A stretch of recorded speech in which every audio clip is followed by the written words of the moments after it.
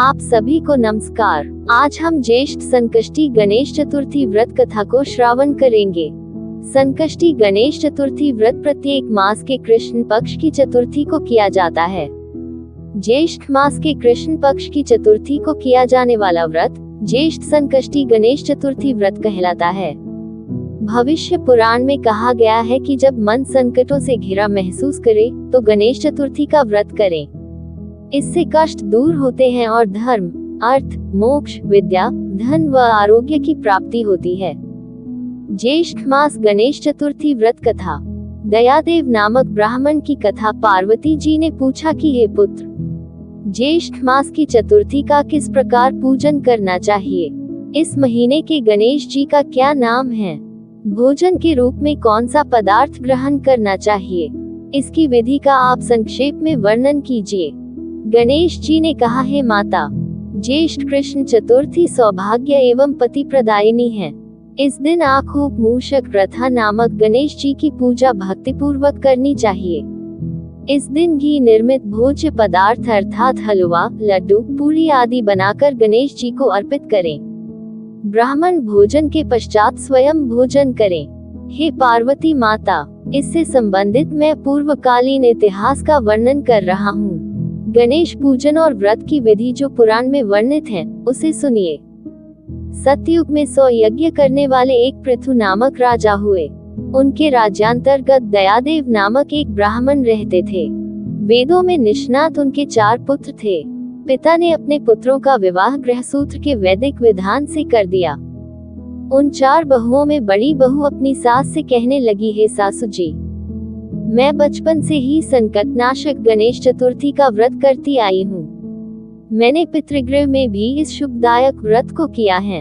अतः हे कल्याणी, आप मुझे यहाँ व्रतानुष्ठान करने की अनुमति प्रदान करें। पुत्रवधि की बात सुनकर उसके ससुर ने कहा, हे बहू, तुम सही बहुओं में श्रेष्ठ और बड़ी हो। तुम्हें किसी प्रकार का कष्ट नहीं है और न तुम भिक्षुनी हो। ऐसी स्थिति में तुम किस लिए व्रत करना चाहती हो? हे सौभाग्यवती, अभी तुम्हारा समय उपभोग करने का है। ये गणेश जी कौन है? फिर तुम्हें करना ही क्या है? कुछ समय पश्चात बड़ी बहू गर्भिणी हो गई। 10 मास बाद उसने सुंदर बालक का प्रसव किया। उसकी सास बराबर बहू को व्रत करने का निषेध करने लगी और व्रत छोड़ने के लिए बहू को बाध्य करने लगी। व्रत भंग होने के फलस्वरूप गणेश जी कुछ दिनों में कुपित हो गए और उसके पुत्र के विवाह काल में वर वधू की सुमंगली के समय उसके पुत्र का अपहरण कर लिया। इस अनहोनी घटना से मंडप में खलबली मच गई। सब लोग व्याकुल होकर कहने लगे, लड़का कहाँ गया? किसने अपहरण कर लिया? बारातियों द्वारा ऐसा समाचार पाकर उसकी माता अपने ससुर दयादेव से रो रो कर कहने लगी, हे ससुर जी, आपने मेरे गणेश चतुर्थी व्रत को छुड़वा दिया है, जिसके परिणाम स्वरूप ही मेरा पुत्र गायब हो गया है। अपनी पुत्रवधू के मुख से ऐसी बात सुनकर ब्राह्मण दयादेव बहुत दुखी हुए। साथ ही पुत्रवधू भी दुखित हुई। पति के लिए दुखित पुत्रवधू प्रति मास संकटनाशक गणेश चतुर्थी का व्रत करने लगी।